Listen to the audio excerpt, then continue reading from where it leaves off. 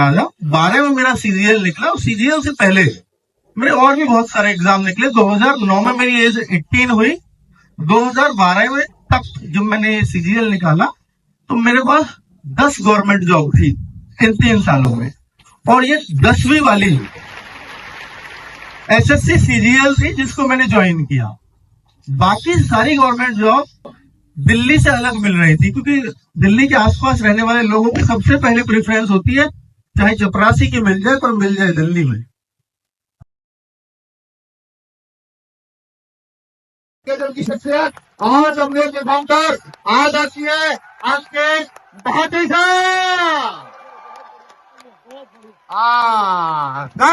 कमाल क्या बात है। खड़े होकर आदरणीय अंकित भाटी सर के लिए पूरी टीम ताली बजा रही है।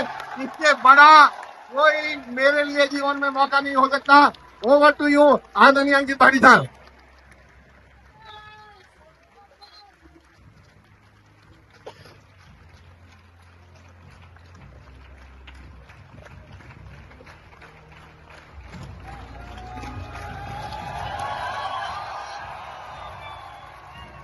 थैंक यू बच्चों, बैठ जाइए एक बार सभी लोग। मैं सबसे पहले तो जितने भी गणमान्य मंच पर बैठे हैं और जो अभिभावक बच्चों के साथ में आए हैं और जो भी कॉम्पिटिटिव एग्जाम्स की तैयारी करने वाले बच्चे या स्कूल वाले बच्चे, उन सभी का इस प्रोग्राम में, शानदार कार्यक्रम में स्वागत है। और आपके मन में बहुत सारे क्वेश्चंस होंगे गवर्नमेंट एग्जाम्स को लेकर के, उन सब पे मैं बात करने आया हूं। और मेरा काम एसपी सर ने बहुत आसान कर दिया कि यूपीएससी के बारे में शायद मैं गाइड नहीं करता, तो उन्होंने इस बारे में आपसे पहले ही बात कर ली। बाकी उससे अलग जितने भी कॉम्पिटिटिव एग्जाम्स हैं उनके बारे में मैं आपसे बातें करूंगा। तो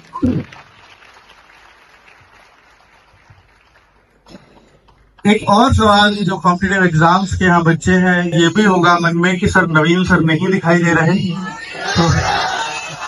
तो नवीन सर का पहले ये प्रोग्राम प्रवेश सर और पूरी पहले तो प्रतिहार संघ की जो टीम है उनके लिए बहुत बहुत सम्मान निकल रहा है ऐसे कार्यक्रम के लिए।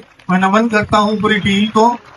तो ये कार्यक्रम 10 तारीख को होने वाला था, तब नवीन सर पूरी तरह से रेडी थे और साथ आने को भी थे, बट 17 को उनका पहले से कहीं कार्यक्रम फिक्स था, किसी से मीटिंग फिक्स थी। तो वो महाराष्ट्र में है फिलहाल, तो इस वजह से वो नहीं आ पाए हैं। लेकिन उन्होंने पूरी जिम्मेदारी मतलब मुझे दे दी है कि सर मेरा जो भी रोल है वो आपको अदा करना है। तो आज मैं 2 जिम्मेदारियों के साथ आया हूँ।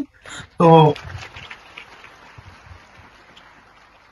देखिए, मुझे ऐसा लगता है कि यहाँ जितने भी बच्चे हैं वो सब कहीं ना कहीं गांव से रिलेट करते हैं, क्योंकि सहारनपुर उतना बड़ा सिटी नहीं है कि यहाँ सब शहरी बच्चे हैं। तो ज्यादातर बच्चे, जैसे अमर सर ने हाथ खड़ा करवाया था, तो अधिकतर बच्चे गांव से ही बिलोंग कर रहे थे। तो मैं बातें भी वही करूंगा जो बिल्कुल जमीनी है और आपसे रिलेट करेंगी सभी बातें।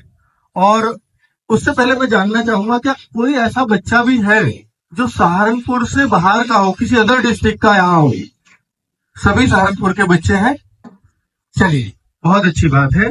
और आरडब्ल्यूए के बारे में बहुत सारे बच्चे हो सकता है नहीं जानते हो, तो मैं थोड़ा बता देता हूँ कि वैसे तो अमर सर ने सब कुछ बता दिया, बट थोड़ा और अगर जानना है तो रोजगार निरंकित की शुरुआत 2018 में हुई थी। और उससे पहले आप ऑनलाइन इंस्टीट्यूशन या ऑनलाइन पढ़ने की उतनी सुविधाएं थी भी नहीं। तो मैंने खुद भी 10 साल गवर्नमेंट जॉब की है। एसएससी सीजीएल एक एग्जाम होता है। कितने लोग एसएससी सीजीएल के बारे में जानते हैं? अच्छा, बहुत बढ़िया। तो 2012 एसएससी सीजीएल था, उसी से मैं उस दौरान पढ़ा भी रहा था। पढ़ाते टाइम एक बहुत अच्छा अनुभव मेरे साथ होता है, किसी के भी साथ होगा, कि अगर आप एसएससी जैसे एग्जाम को निकालना चाहते हैं और आपसे निकल नहीं पा रहा है, तो आप 2-4 बच्चे जो आपके आसपास के गांव के या गांव के जो आपकी कॉम्पिटिटिव एग्जाम्स की तैयारी कर रहे हो, चाहे पुलिस कांस्टेबल की कर रहे हो भले ही, आप उनको पढ़ा दीजिए। पढ़ाने से जो निखार आपके उस सब्जेक्ट में आएगा वो खुद पढ़ने से कभी नहीं आ सकता। इस बात को जरूर फॉलो करिए, आप देखेंगे रिजल्ट ही अलग हो जाएंगे आपके, जो अब तक नहीं हो पा रहे हैं।